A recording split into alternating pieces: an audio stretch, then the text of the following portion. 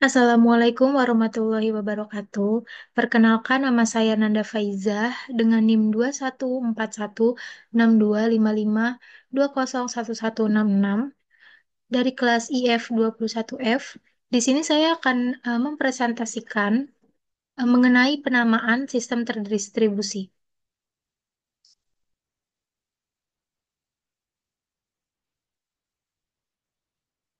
Penamaan dalam sistem terdistribusi merujuk pada cara mengidentifikasi dan mengakses sumber daya seperti file, layanan, atau node yang tersebar di berbagai lokasi dalam jaringan. Fungsi utama penamaan itu ada 6. Yang pertama, identifikasi sumber daya. Penamaan memungkinkan pengguna dan sistem untuk mengidentifikasi sumber daya secara unik. Nama yang jelas dan deskriptif membantu dalam mengenali apa yang sedang diakses. Yang kedua, itu ada aksesibilitas. Dengan adanya sistem penamaan, pengguna dapat dengan mudah mengakses sumber daya tanpa harus mengingat alamat fisik atau detail teknis lainnya. Ini membuat interaksi lebih intuitif. Yang ketiga, itu ada organisasi. Penamaan membantu dalam mengorganisasi sumber daya dalam struktur yang teratur, seperti hierarki folder atau kategori, sehingga memudahkan pencarian dan manajemen. Yang keempat, abstraksi, yaitu penamaan memberikan lapisan abstraksi antara pengguna dan implementasi teknis, memungkinkan pengguna untuk berfokus pada fungsi tanpa perlu memahami detail sistem. Yang kelima yaitu resolusi nama. Sistem penamaan sering dilengkapi dengan mekanisme untuk mengonversi nama menjadi alamat atau lokasi yang dapat diakses, memfasilitasi navigasi dalam jaringan yang kompleks. Dan yang terakhir yaitu yang keenam, ada skalabilitas. Dengan sistem penamaan yang baik, sistem terdistribusi dapat dengan mudah berkembang. Penamaan yang terstruktur memungkinkan penambahan sumber daya baru tanpa mengganggu sistem yang sudah ada. Selanjutnya ada jenis-jenis penamaan.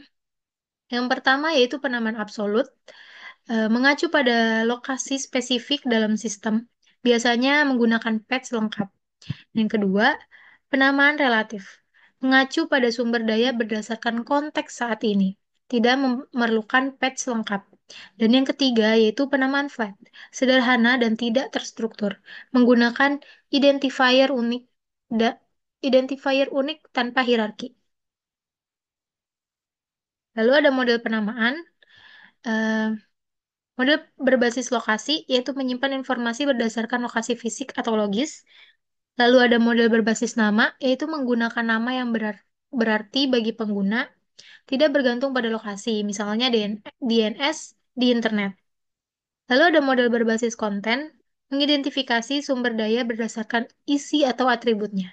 Contoh, pencarian berbasis konten. Lalu ada tantangan dalam penamaan. Yang pertama itu ada konsistensi, menjaga agar nama yang sama merujuk pada sumber daya yang sama di seluruh sistem. Lalu skalabilitas, mengelola jumlah sumber daya yang terus meningkat tanpa menurunkan reformasi. Lalu resolusi nama, proses pengonversian nama menjadi alamat fisik atau lokasi yang dapat diakses.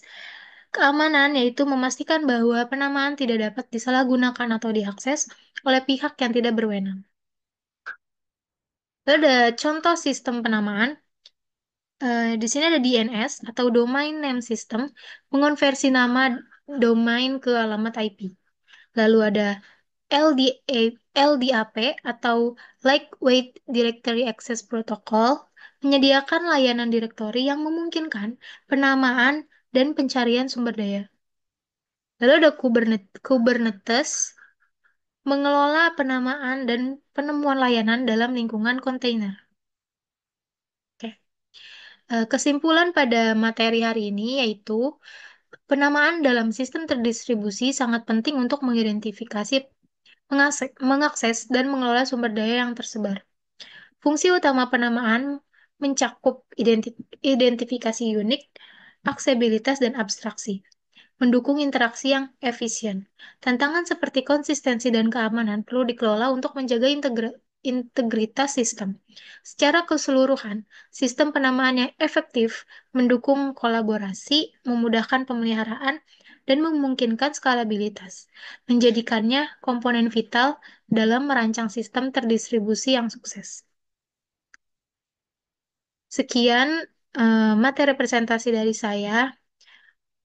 Terima kasih, kurang lebihnya mohon maaf. Wassalamualaikum warahmatullahi wabarakatuh.